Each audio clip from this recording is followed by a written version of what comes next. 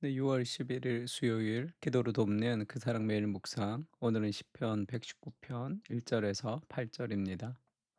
시편 119편은 굉장히 긴 시편으로 유명하기도 하죠. 그래서 하루에 한 장 읽기가 굉장히 이제 버거운 그런 긴 시편입니다. 말씀에 대해서 쓰여져 있는 시편인데요.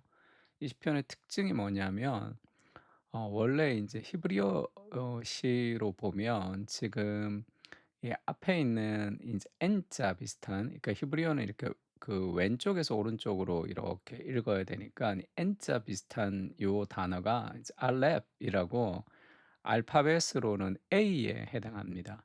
그러니까 시편 지금 119 편은 어떻게 기록되어 있냐면 1 절부터 8 절까지 시작이 다 A로 시작하는 거예요. 그래서 뭐 영어 같이 그런 워드 플레이 같이 그렇게 인제 맞췄습니다.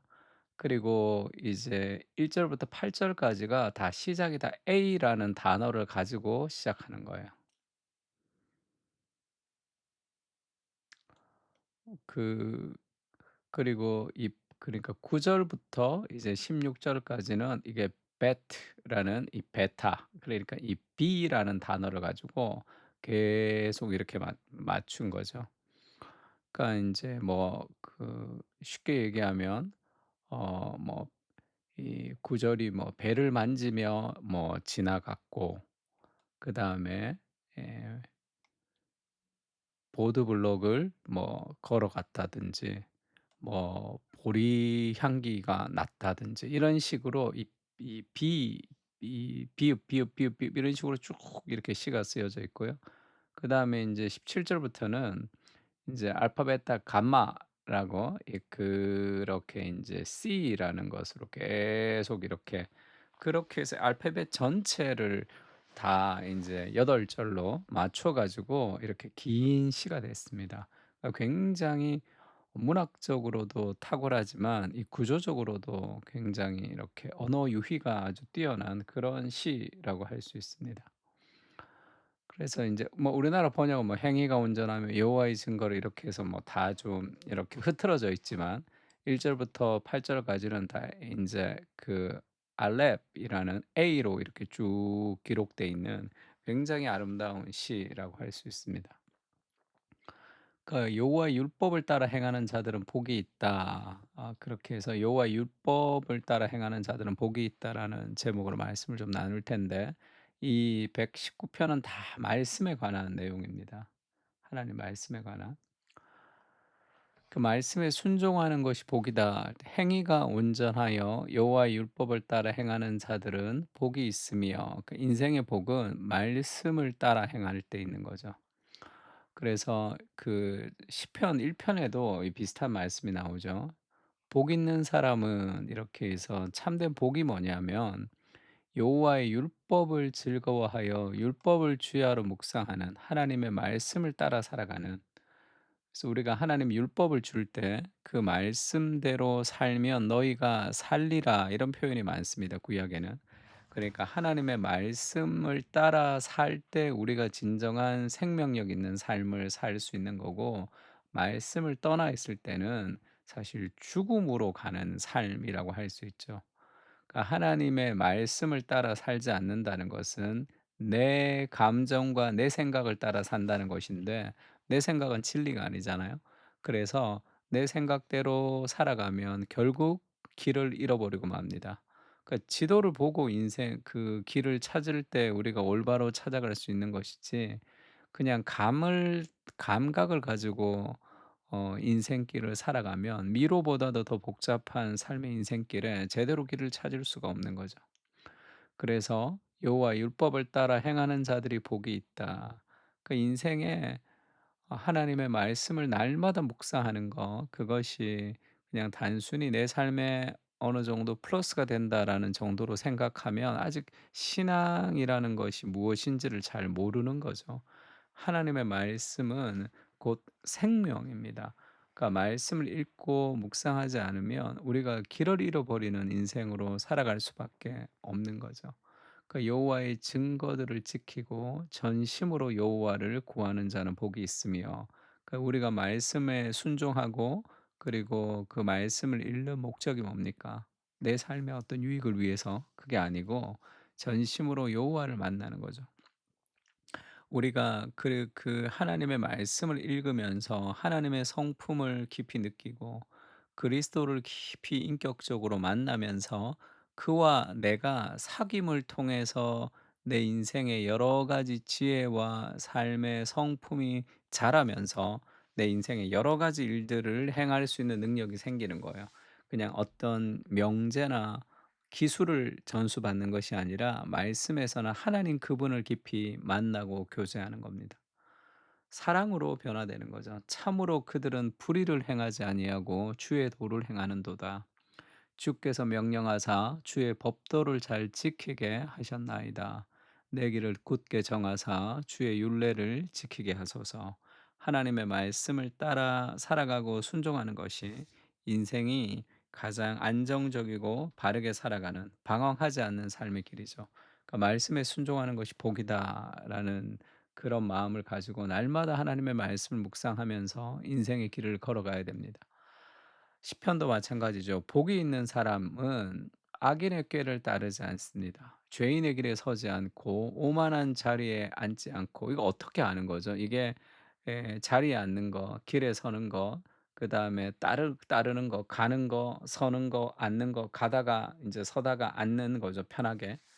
근데 이 판단의 기준이 뭡니까? 말씀이 아닌 거죠. 말씀이 아닌 편안함을 추구하는 삶이 점점 우리의 삶을 무너뜨리고 여호와의 말씀을 단순히 억지로 지키는 것이 아니라 즐거워한다. 하나님의 말씀을 즐거워하여 그 말씀을 주야로 묵상할 때 그때 시냇가에 심은 나무가 철을 따라 열매를 맺는 거죠. 신앙이라는 것은 말씀의 뿌리를 내리면 그 삶의 건강함, 열매는 자동적으로 맺히게 됩니다.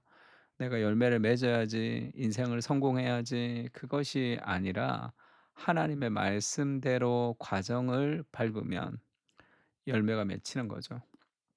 그래서 시냇가에 있으면 되죠. 하나님 곁에 있으면 그 영양분을 공급받아서 열매가 맺어지는 겁니다. 시냇가에 없으면서 아무리 애를 써도 열매가 맺어지지 않죠. "주님, 밤이 맞도록 수고했지만 잡은 것이 없습니다."라는 그 베드로의 고백이 우리 인생의 고백이 아닙니까? 하나님 없이 살아가는 삶에서 무엇을 얻었어요? 정말 내 인생에 살아있는 듯한 그런 벅찬 감격을 가지고 인생을 내가 드리고 싶은 마음을 그 하나님의 말씀 외에 어디에서도 찾을 수 없는 거죠. 그때 그가 하는 모든 일이 다 형통하게 됩니다. 하나님의 말씀에 뿌리를 내릴 때 삶이 형통한 거죠. 문제가 없다는 뜻이 아니라 그 넘어선다는 뜻입니다. 그 하와가 뱀에게 유혹을 받을 때도 하나님의 말씀에 대해서 그 하나님의 성품과 말씀을 이해하지 못했다. 연결하지 못했다. 이렇게 얘기했죠. 말씀 알았지만 내 생각이 더 옳아. 내 인생의 행복을 위해서는 내가 더 맞아. 하나님 말씀에 순종하는 것은 내 삶의 자유를 제한당하는 것 같아. 그렇게 안 하고 싶어. 강압적이라고 느껴져. 이렇게 생각한 거죠. 그게 문화의 내러티브, 마귀에게 속고 있는 삶이죠. 말씀이 그 안에 참된 복이 있습니다. 그리고 두 번째는 말씀이 삶의 기준이 되게 하는 거죠. 주의 모든 계명에 주의할 때 우리가 부끄럽지 않는 삶을 삽니다. 또 주의 의로운 판단을 배울 때 정직한 마음으로 주께 감사하고 주의 율례를 지킬 때 우리를 버리지 마옵소서. 우리가 주의 말씀을 따라 생각할 때 의로운 판단을 배우게 되는 거죠. 모든 성경은 하나님의 감동으로 되었습니다. 교훈과 책망과 바르게 함과 의로 교육하기를 통해서 두 가지를 우리에게 주는데 먼저 우리의 사람으로 온전하게 우리의 성품을 개발시키는 거죠. 예수님을 닮게 하고 모든 선한 일을 행할 능력을 갖추게 하려 함이라. 우리의 삶에 필요한 모든 것은 하나님의 말씀을 통해서 오는 겁니다. 말씀을 젖혀두고 다른 기술을 통해서 다른 것을 배워서 내가 무언가 인생에 어떤 선한 역할을 하겠다는 것은 참 어리석은 짓이죠. 하나님의 말씀이 우리를 그를 행할 능력을 갖추게 하는 거예요. 직장 생활도 마찬가지입니다. 직장 생활을 정말로 잘하려면 하나님 말씀이라는 기준을 가지고 그것을 가지고 다른 것들을 배워가야 되는 거죠. 하나님을 아는 지식, 예전에도 한번 한 적이 있죠. 하나님은 자기 자신을 아는 지식과 세상을 아는 지식 두 가지 지식을 가지고 있습니다. 자기 자신을 온전히 아신다 그랬죠. 우리는 우리를 온전히 알지 못하지만 근데 이 세상을 아는 지식은 하나님이 세상을 창조했기 때문에 하나님을 아는 지식 안에 들어가는 거죠. 그래서 우리가 세상에서 정말 모든 선한 일을 행하려면 하나님의 통찰을 가지고 세상의 지식을 바라볼 수 있어야 되는 거죠. 말씀을 젖혀두고 그다음에 다른 것을 막 배워서 뭐 재테크를 하든지 그다음에 뭐 주식을 하든지 여러 가지 삶의 뭐 내가 기술을 개발하든지 영어 공부를 하든지 모든 것들이 하나님의 말씀에 기초하지 않는 삶의 지식이라는 것은 다 동떨어집니다. 그 본질을 꿰뚫을 수가 없어요. 하나님 말씀을 통해서 그것을 연결할 수 있어야 되는 거죠. 그리스도 중심적으로 적용하자면 그 지혜는 예수님이 지혜죠. 예수님이 지혜고 그 그리스도를 소유할 때 우리가 지혜를 소유할 수 있다 이렇게 얘기합니다. 그리고 그 지혜를 기도할 때 성경을 통해서 예수님을 깊이 경험할 때 우리는 그 진정한 하늘의 지혜를 배울 수 있다. 그렇게 성경에서 얘기합니다. 오직 위로부터 난 지혜는 성결하고 화평하고 관용하고 양순하며 긍휼과 선한 열매가 가득하고 편견과 거짓이 없는 그런 지혜. 이것이 말씀을 통해서 그리스도를 경험할 때 오는 삶의 지혜입니다.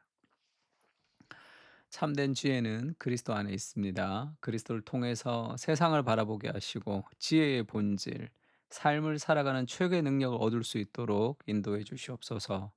인생과 세상과 하나님을 향해 본질을 꿰뚫는 통찰을 허락해 주시고 주의 말씀 안에서 모든 것이 해석되는 인생을 살아가게 하옵소서. 아멘. 우리 다 같이 시편 119편을 통해서 진정한 삶의 지혜가 하나님 말씀을 통해서 온다는 것을 좀 함께 느끼고 기도하면 좋을 것 같습니다. 같이 기도하겠습니다.